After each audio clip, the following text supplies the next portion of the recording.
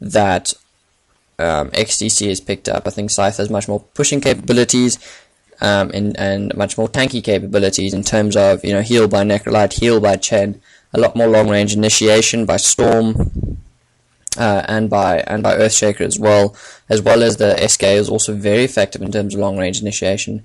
We're probably going to see a Blink Dagger being picked up on the Earthshaker and on the SK, making their long range initiation even that more baller. And yeah, I'm just really looking forward to this. Chen picking up the early wards, putting one on the ramp over here. Usually, if we see a Chen that's going to be ganking a lot more, we'd usually see a Boots being picked up on Chen, but because of his item build, we presume he's going to be a bushing or just assisting out in bot lane. In bot lane here, we have Scythe YMH on Necrolite. We have Koi on the Earthshaker. We have Hi on the SK, which is going to be brilliant because I just love Hi as a player. So I'm very interested to see that. And yeah, we have some early pushing into the Sentinel bush here by a Crystal Maiden. I think they're scouting out. They really are scouting out for that Chen. So Crystal Maiden going into the forest. Crystal Maiden is being played by Najir or something like that. Henki on the Tropos, and we see Visage being played by just something. I have no idea what. So Visage is going to get the farm for the Scourge tri-lane, and we're going to see YMH on the Necrolite going to be picking up the farm, and a great early block by Fishy here. However, will she get out? Will she get out? Good play there. The Tropos comes in for the support, and he's effectively forcing that Visage to use up two of his consumables, 2 of his regen, just to get out of there, and solving up. It's a really effective player by the Earthshaker over there. It's going to be so they've laid down a ward. See this ward that's been put down here by XTC, that's to block the creep pulling. And so the Earthshaker is not going to be able to creep pull here, not going to be able, that Necrolite, to pull them close to the tower, allow that Necrolite to essentially free farm that top lane. That bot lane. Because they'll be too afraid of Earthshakers getting his fishes in, and that's why you block that creep camp. Because if you block that creep camp, Earthshaker, it really makes it hard for Earthshaker to perform these insane blocks across the entire bot lane and block your heroes in under the tower. By stopping that creep pull, they're not close enough. And here we have an initiation going in. We have a net going in on Crystal Maiden. We have a great fisher going on Crystal Maiden as well. She's running into the bush there. She's eating a few tangles. Necrolite's running around. Realize what's going on. Crystal Maiden is going to definitely go down first blood here. Who's going to pick it up? We see Roy picking it up on the Chen. Roy picking it on the Chen. We see that Chen's on low HP now. The Visage picks it up now, so that's as well. Busy solving up here is Koi on the Earthshaker. So that was a 1-for-1 exchange on the team fight here. Bit of a problem for Sentinel, however, is that Chen picked up the first blood, which, yes, it does allow them an early crow, or he hasn't actually crowed it, but it should allow them early crow, more observer wards, and maybe early boots on Chen, which he has picked up now, which make his ganking much more effective. And there's another great fisher, which I missed up there. By this Earthshaker. Koi is really playing an excellent Earthshaker here, and YMH, like what we would have wanted him to pick up the first blood, has now picked up the second kill, and that really evens it out. And so there's a very effective bot lane being played here by this Earthshaker. Some really good fishers. In fact, all of his fishers so far hasn't made a bad fisher. Trapping low HP heroes here, forcing the Visage, by the way. What was very effective early game was that first fisher forced Fishers to use up most of his consumables, and then forced him to stay in the lane on the low HP, which allowed after that early first blood attempt, which really allowed them to kill him with a second fisher after that first blood attempt later on. Crystal Maiden went down first blood there to the Chen, so it was kind of effective in giving the Chen his boots, allowing him to gank mid, which it seems like he's going to be doing at the moment, and a net going in on Musica. There's no pull, however, being going on, and so Chen's going to have to get back there. This is quite an interesting tri-lane, because, and I'm not sure if they did random Bane, or if they chose, no, they did not, maybe they didn't. Oh, super block yet again by this Earthshaker. Ooh, the green beam of light thing going down, and the Satropas is going to pick off YMH, so maybe that's why they picked him. Very good hero. in terms of picking off your solo carries, disabling solo individual heroes in the game. You know, if a Sand King blinks in, or an Earthshaker blinks in, you can silence him immediately. However, it's very difficult to do, but he is a pro player, so maybe it will be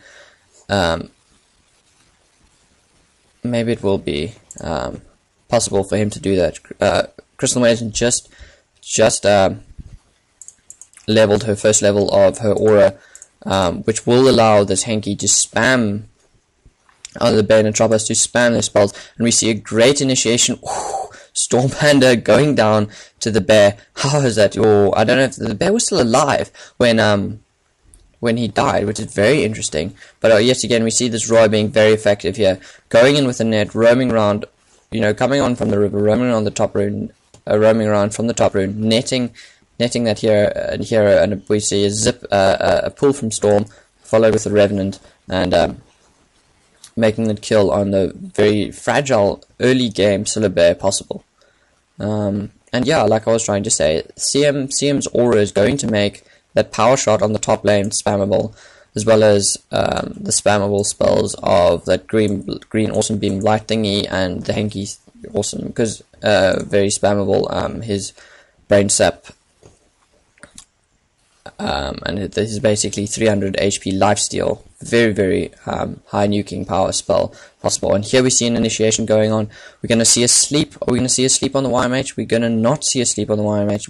Earthshaker is just doing an absolutely epic job of laying down blocks here.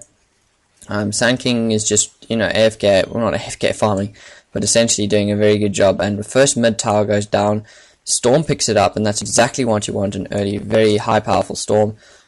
We see Chen going into the bush now, and so we see the first tower being picked up by Sentinel, and at that point I'm going to do a creep check over here. We see 16 on the SK, we see 25 on the 26 on the Storm in 5 minutes, and we see 33 on XT on the Windrunner, and only 17 on the Visage. So we see the early game farm definitely going to the Sentinel team in terms of what you really want your carriers to do. However, bot tower is really being rallied on. We're going to see a Protective Fisher here going in by the SK, maybe allowing for the denial. They're just going to back off and leave the tower. That looks like they're going to no, Earthshaker is going to go in for that. Oh no, he's not. He's going to back off and leave that tower to go down. Scourge destroys the tower. Bish is not managing to get the last hit on that tower, and we see a good heal going off there. And so we see Scythe Roy running into the forest. So I was busy paying attention to the bottom tower there. But Scythe obviously is coming in from the forest, like we expected, like we saw him roaming in the forest earlier, netting that Syllabear. He doesn't have his escape skills yet.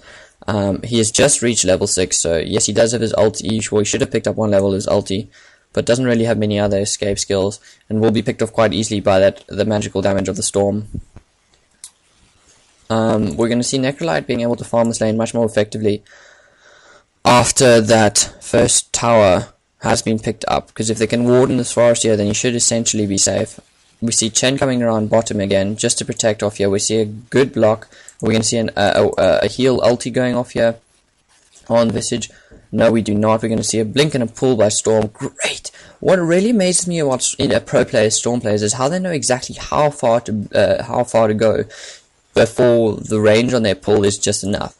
Right over there, that pull was essentially one of the best pulls I've seen, because, you know, he used up his least mana possible, trying to getting to that hero, getting to the Visage in order to pull him, and he knew the exact range of his pull and got just enough range on the pull to make it effective.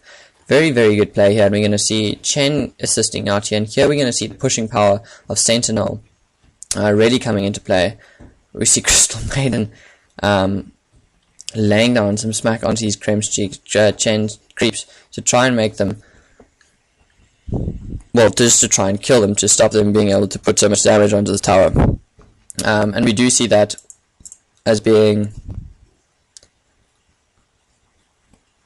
effective. So I was looking at the Ring of Basilius on this Visage. It turned on to normal, which I presume, which is not heroes only, so he's turning it on to allow the creeps to get extra armor, to allow them to to stop this return push on the bottom tower here. Chen's picked up mana boots for the team, presumably just allow him to spam his spells a lot more. We see High picking up a kill on Windrunners. Pick up a kill on Windrunner. Yes, it is Windrunner level 9 now.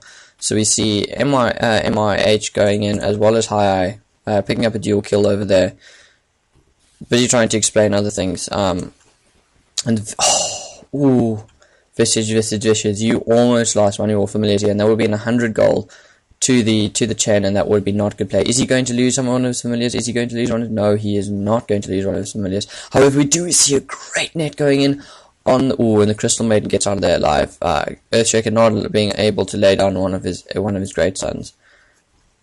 See Haya picking up his bottle and his wand early game. Trades being already completed, and the Basilius already being completed on the